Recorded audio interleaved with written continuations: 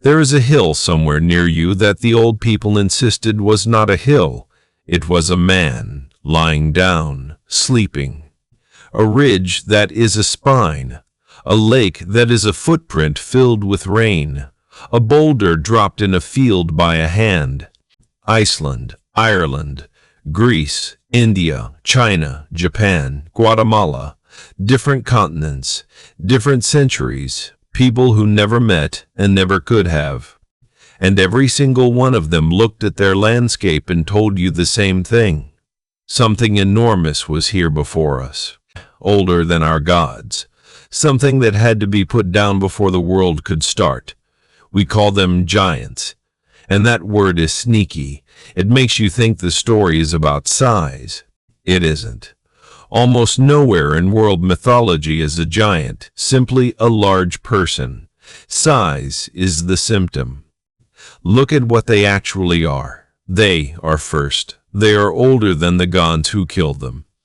They are made of the raw material of the world. Rock, ice, storm, earth not yet organized. And they lose, almost every time, to someone younger, smaller, cleverer. The Norse built the entire universe out of one of their corpses. So did the Chinese, 4,000 miles away, with a completely different giant. The Greeks fought two separate wars against two separate kinds of huge beings, and almost everyone alive today confuses them. The Maya killed one with a fake crab. The Irish beat one by disguising a grown man as a baby. And a name that appears in the Bible as a foreign king ended up as a painted wooden statue in a London guild hall. By the end of this, you will understand why almost every culture on earth put a giant before its gods, and why the giant always loses. Start where the pattern is cleanest. Start with the coldest creation story in Europe. Norse mythology. Before there is anything, there is a gap. Ginnunga gap, not a place, an absence with edges. To the north, Niflheim. Fog and rime and 11 rivers that freeze as they run.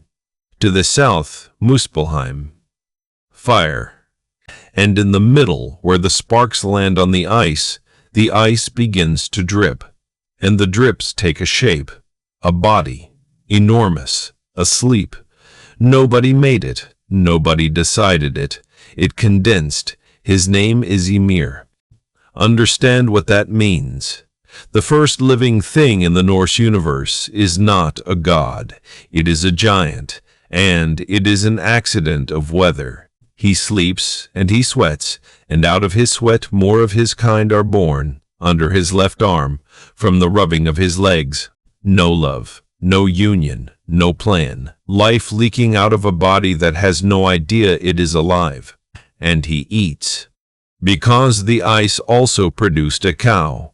Othungla, 4 rivers of milk run from her. Ymir drinks, and the cow licks the salty ice.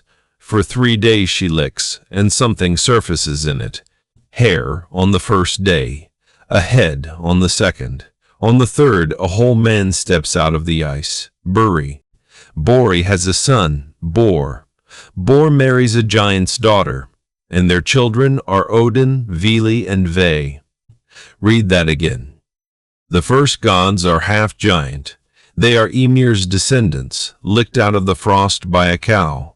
And the first thing they do with their existence is kill their great-grandfather. The Norse sources do not moralize this. They do not give Ymir a crime. He is not evil. He is just there. And he is in the way. Raw, unshaped, chaotic. He is everything and therefore nothing in particular. So the 3 brothers put him down.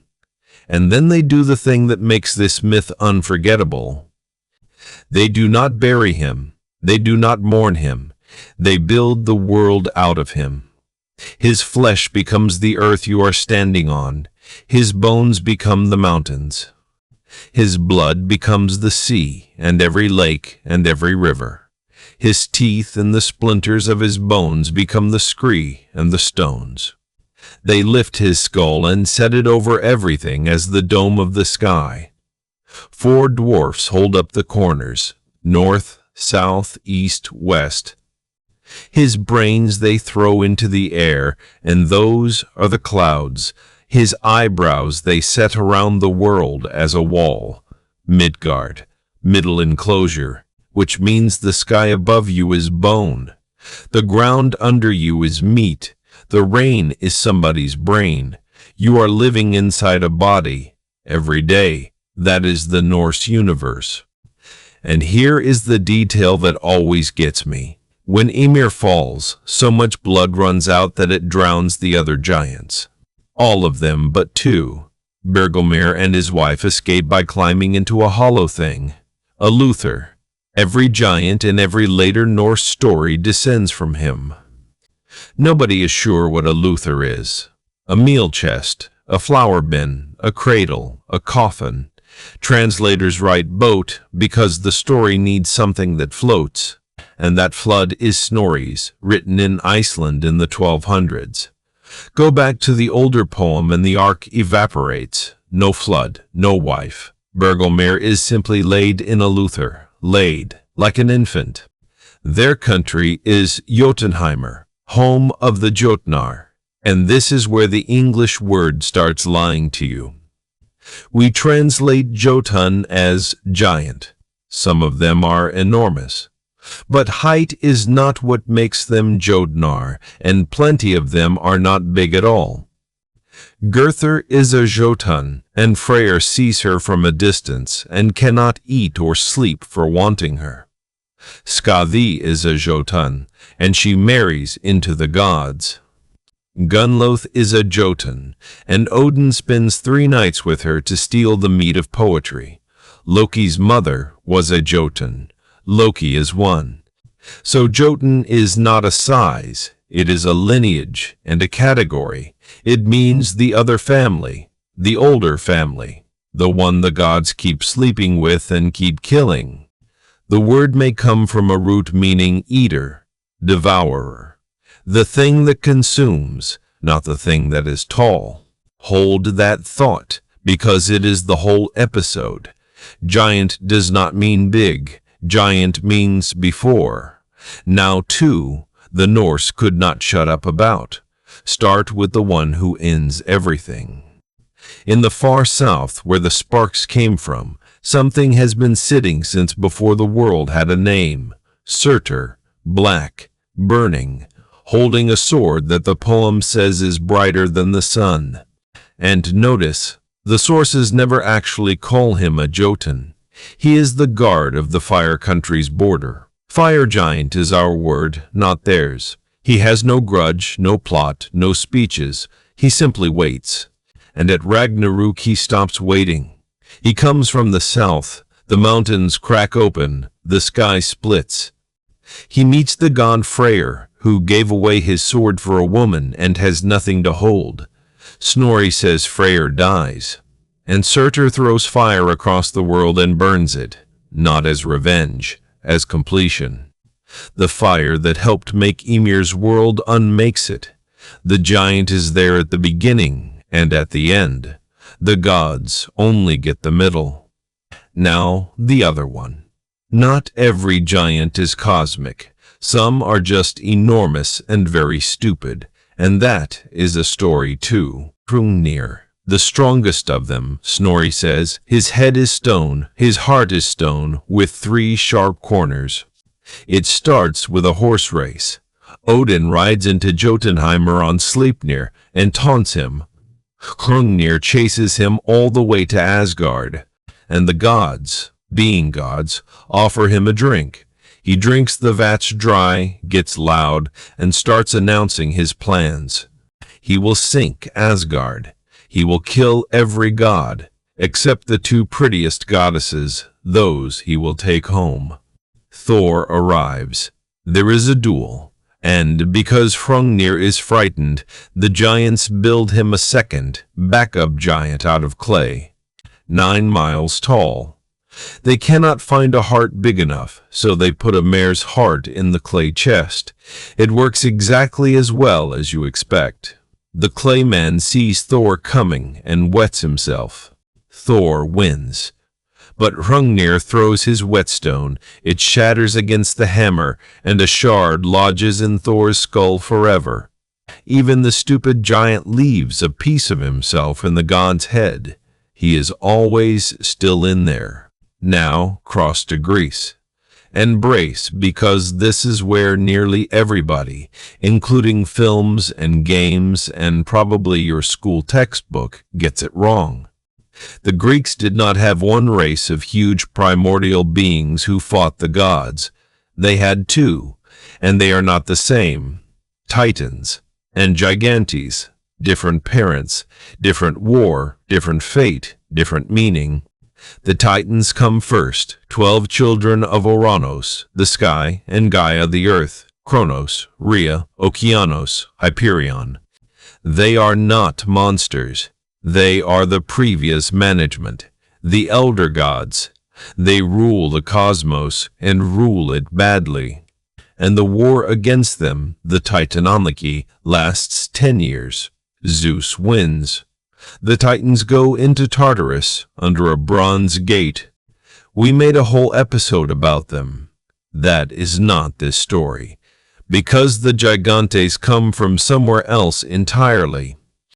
Go back to the very beginning. Ouranos, the sky, is pressing down on Gaia, the earth, and refusing to let her children out. So Gaia makes a sickle, and her son Kronos uses it, and the sky is separated from the earth, forever. Something falls to the ground from that wound, and where it touches the earth conceives. Out of that come the Furies who punish, and the ash tree nymphs, and the gigantes. So the gigantes are not the elder gods. They are not Kronos' brothers. They are the earth's reaction to the first act of violence in the universe. They are Gaia's revenge, gestating. Hesiod names them, lists them, and then never tells us what they did. He describes them in one line, shining armor, long spears in their hands, and moves on. That's it. The war they are famous for, the gigantomachy, is not in the Theogony at all. The full account we read today comes centuries later from a handbook writer we call Apollodorus. Sit with that. The most painted battle in Greek art is barely in our oldest Greek source. Here is what Apollodorus gives us. Gaia is furious about the Titans, so she raises the gigantes against the Olympians. And note, he never says they came from the blood. The sources disagree. We splice them anyway. And there is a prophecy. No god can kill a giant, not Zeus, not Athena, not one of them. The gigantes can only die if a mortal fights beside the gods. The Olympians, on their own, are not enough. Gaia knows this and goes looking for a herb that will make them unkillable even then. So Zeus does something almost petty. He orders the dawn, the moon, and the sun not to shine. And in the dark he finds the herb first and cuts it himself. Then he calls in the mortal, a man with a bow and a lion skin, Heracles. Alcyoneus is immortal, but only while he stands on the soil of his own homeland. So Heracles drags him over the border, and he dies. Porphyrion goes for Hera. Zeus fills him with lust to distract him, hits him with lightning, and Heracles finishes it with an arrow. Athena takes Enceladus and does not kill him. She throws an entire island on top of him. Sicily. Poseidon breaks off a piece of the island of Kos and drops it on Polybotes. That piece is still there. It is called Nisiros, which means, in Greek myth, the giants are not gone. They are underneath. When Sicily shakes, that is Enceladus turning over. And notice the shape of the thing. The gods could not do it alone. They needed a human. The new order needs us to help it hold. One more thing about the gigantes, and it is about pictures, not text. You know the image. huge men with serpents instead of legs. That is late. On the earliest Greek vases, the gigantes are painted as soldiers, helmets, shields, spears, men. The snake legs only show up around the 4th century BC. The famous Pergamon altar is the end of that road, not the start. The giants got monstrous as the memory of them got older, which is its own lesson about how the past gets drawn. Now Gaia tries once more, and this time she does not make an army. She makes one thing: Typhon. She lies with Tartarus itself, with the pit, and what she bears is the worst thing in Greek mythology. He is so tall his head scrapes the stars. His arms reach east and west. From his shoulders grow 100 serpent heads, and every head has its own voice. Sometimes speech the gods can understand, sometimes a bull, sometimes a lion, sometimes a puppy. That last one makes your skin move. The most terrifying being in the cosmos can make a sound like a small dog. In Hesiod, Zeus simply overwhelms him. Lightning. The earth boils. Typhon goes into Tartarus. But in the later version, Zeus loses first. Typhon takes his sinews out of him and hides them in a cave, guarded. The king of the gods lies there, unable to stand, until Hermes steals them back. The storm god is beaten by the storm. And in the poets who came after Hesiod, Zeus does the giant thing instead. He puts a mountain on him, Etna, which is why it smokes. Now the strangest case in this whole episode, because the Greeks had one word for two beings that cannot both be true. Cyclops, version 1, Hesiod, 3 of them, Brontes, Steropes, Argus, thunder, lightning, bright, sons of sky and earth, born alongside the Titans. Like the gods in everything, the poem says, except one eye in the middle of the forehead, and they are craftsmen, the greatest in the universe. Their own family keeps them chained. Kronos leaves them bound in the dark. Zeus lets them out. And in gratitude they hand him the thing that wins the war. They forge the thunderbolt. Zeus's entire authority is a gift from a one-eyed giant. Now, version 2, Homer, The Odyssey, Book 9. Odysseus lands on an island and finds a whole nation of Cyclopes. And they are the opposite. They plant nothing. They plow nothing. No assemblies, no laws. Each one lives in a cave in a mountain on his own and makes rules for his wife and children and cares nothing for anyone else. Not smiths, shepherds, not divine, just enormous. And one of them, Polyphemus, son of Poseidon, rolls a stone across the door and starts eating the crew. Odysseus beats him by saying his name is nobody, blinding him with a burning stake and hiding under his sheep. And here is what nobody notices. Homer never says Polyphemus has one eye. He blinds him and never says how many. Look at those two side by side. Hesiod's Cyclopes forge the master weapon of heaven. Homer's sit in caves and make cheese. They are not the same tradition. Later writers stitch them together anyway.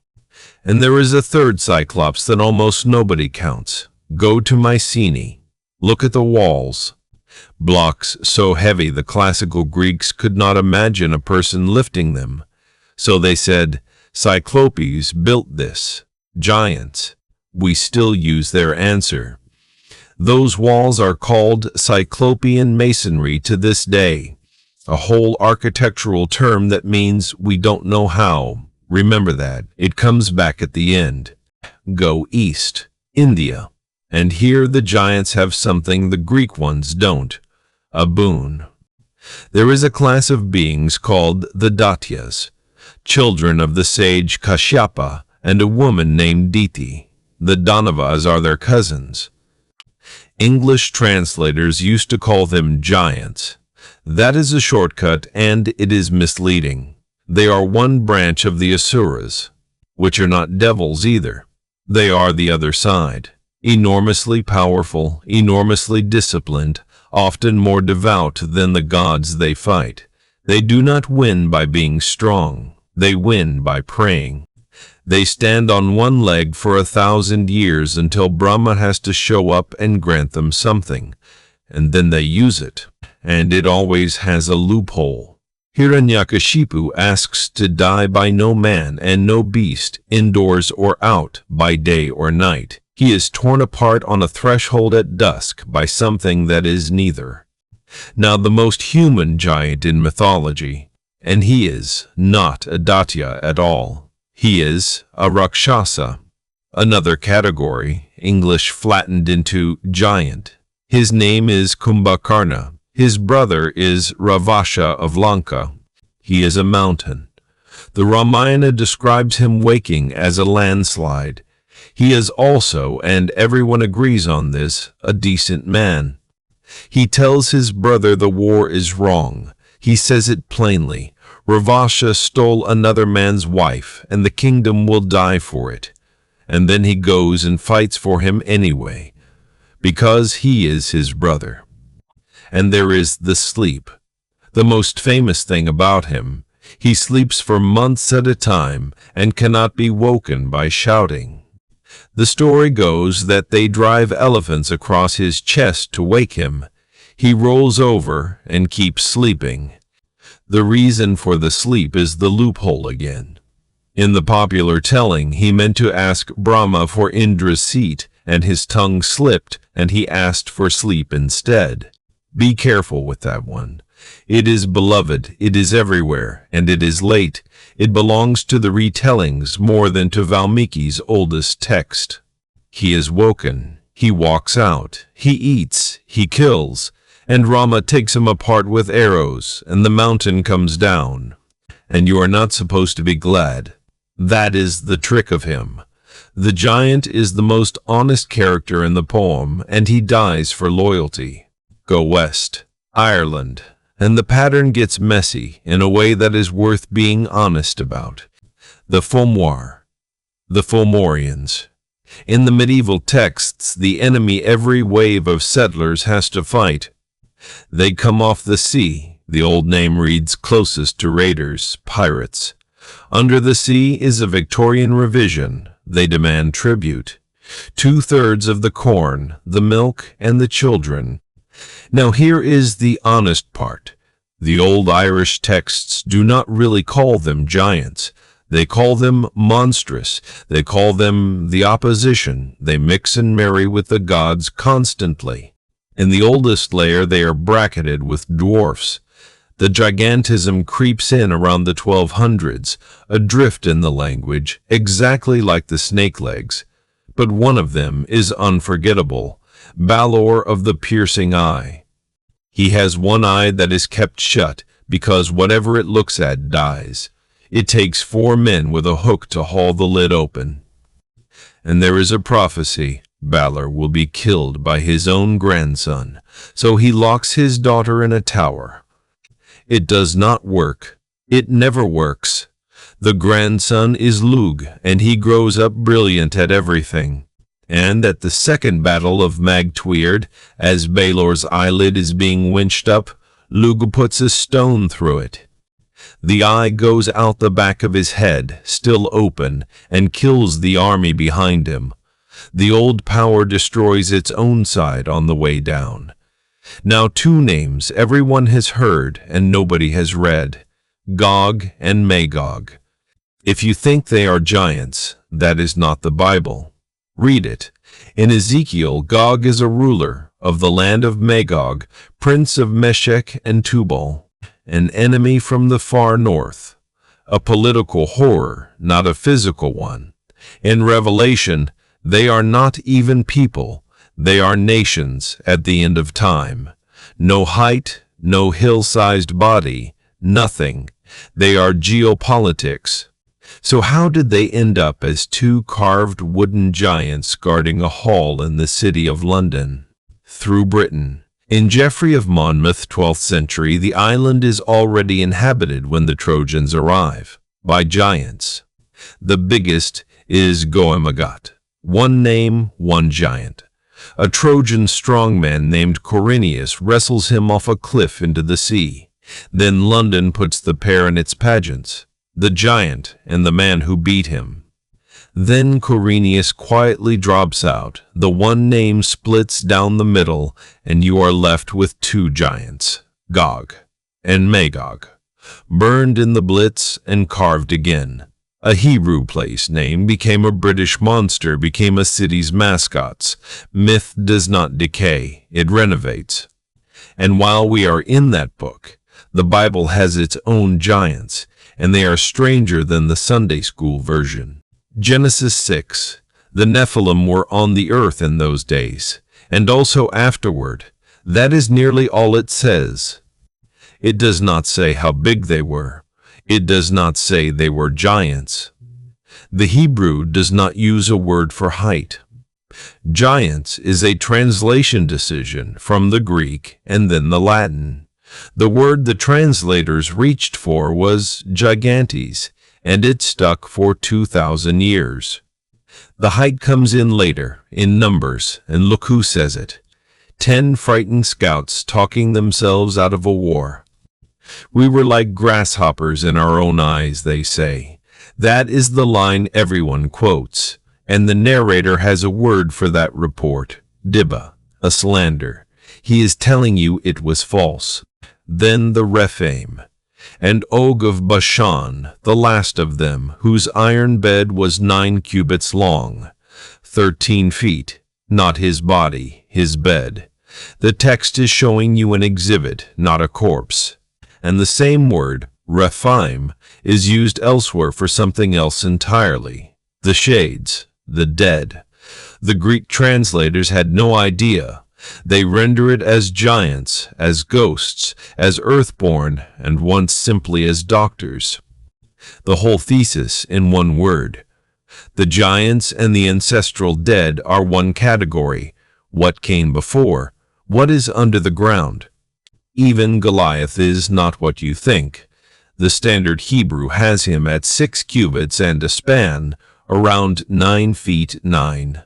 But the oldest manuscripts, the Greek, the Dead Sea Scrolls, and Josephus, say 4 cubits and a span. 6'9", big, a frightening soldier, but a man. The giant grew in the copying. And now go as far from Iceland as you can get and still be on the same landmass. China. In the beginning there is no sky and no earth. There is an egg, chaos, sealed. And inside it something is sleeping, pangu. He sleeps for 18,000 years, and then he wakes and pushes. The light and clear floats up and becomes the sky. The heavy and murky sinks and becomes the earth, and Pangu stands between them, holding them apart. And he grows, 10 feet a day, for another 18,000 years, pushing the sky higher every single day, alone. And when the sky is finally fixed and he is no longer needed, he lies down. And you already know what happens. His breath becomes the wind and the clouds. His voice becomes the thunder. His left eye becomes the sun. His right eye becomes the moon. His limbs become the 4 corners of the earth and the 5 sacred peaks, and his blood becomes the rivers. His flesh becomes the soil. His hair becomes the stars, and the parasites on his skin, warmed by the wind, become people. Us. That is Ymir, beat for beat. A first giant dismantled into geography at opposite ends of Eurasia. Now the honest caveat, because you deserve it. Pangu is not an old Chinese myth. He shows up in writing in the 3rd century of our era. Late. Scholars have argued for a century about where he came from. Southern China, Central Asia, India. Nobody has closed it. Which does not weaken the pattern. It sharpens the question. Why does this specific idea keep landing? Stay east. Japan. And here the giant does not become the world, he just walks around in it and dents it. Daidarabocchi. He is not in the old imperial chronicles. He is a folk giant, a country giant, told from village to village. And his job is to explain the map. That mountain, he set it down. That lake, he dug it. The famous version says he scooped up the earth to pile up Mount Fuji, and the hole filled with water. That hole is Lake Biwa. Except the local story never said Fuji. It said the hill beside the lake, nicknamed the Fuji of Me. A nickname slid, and the giant got promoted to the biggest mountain in Japan. His footprints are ponds. His resting places are valleys. No war with gods. No cosmic corpse. Just a body so big that walking is landscaping. Now cross the Pacific. The Maya. The Popol Vuh. And two brothers with the two most literal job titles in mythology. Their father is Vukub-Kakwex, Seven Macaw, a vain false son who must fall before the real world can start. His elder son is Zipakna, the mountain maker. He builds them at night while everyone sleeps. His younger son is Kabrakan, still the Keech word for earthquake. His job is to knock the mountains down. Between them they hold the earth hostage, and they are brought down by two boys, the hero twins, not with weapons, with bait.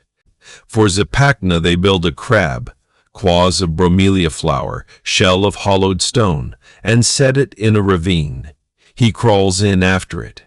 The mountain settles onto his chest, and he turns to stone.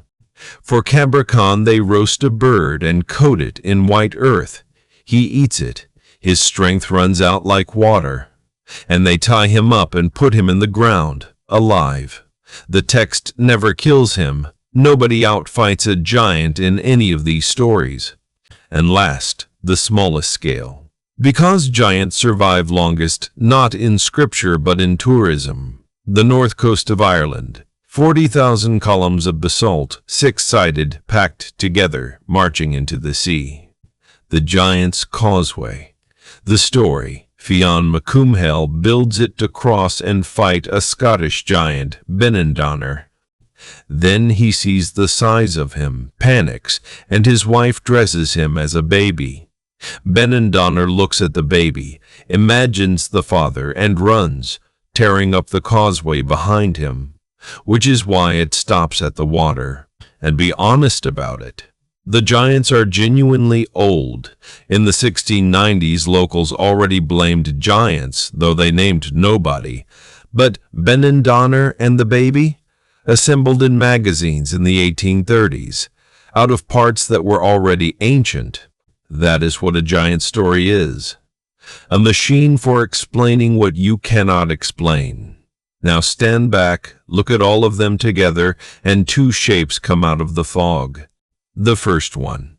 Call it the cosmic corpse. The world is not built out of nothing. It is built out of a body. Ymir in the ice, pangu in the egg. Same solution, opposite ends of the earth, no contact between them. And it says something bleak and beautiful. Order is not free. Something enormous had to stop existing so that the world could start. The ground under your feet is a debt. The second shape. Call it the defeated predecessor. There was somebody here first, and they were bigger, and they lost. The Gigantes lose to the Olympians. The Fomorians lose to the Tuathadae. Kumbhakarna loses to Rama. Zipakna loses to two boys. And notice how they lose. Almost never in a fair fight. A trick, a herb, a name, a crab, a stone through an eye. The giant has the strength. The winner has the idea, every single time. Which tells you what these stories are actually about. Not monsters. Us. Every culture that tells them is telling you they replaced something. That the world had a previous tenant. And the past, when you look back at it, always looks bigger. The walls at Mycenae were too heavy, so giants built them. The hill is too regular, so it is a sleeping man. The columns are too neat, so it is a road. A giant is what the past looks like from here. Enormous, half-buried, slightly frightening, and gone. And every one of these cultures decided the same thing about it. It had to go, and we are standing on it.